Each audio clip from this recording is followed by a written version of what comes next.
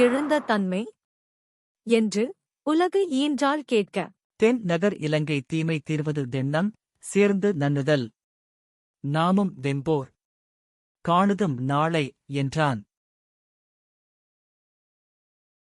இவன் வான்வழி எழுந்து செல்வதற்கு யாது காரணம் என்று உலகத்தை ஈன்ற உமையவள் கேட்க. மன்னவர் குலத்துத் தோன்றிய ராமனின் தூதனாகிய இவன் மருந்தைக் கொண்டு போக வந்திருக்கின்றான்.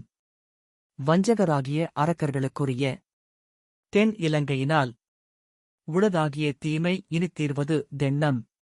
அழகிய நுதலை உடையவளே, நாளை நாமும் தேவர்களுடன் சேர்ந்து கொடிய போரைக் காண்போம் என்று கூறினான் பரமன்.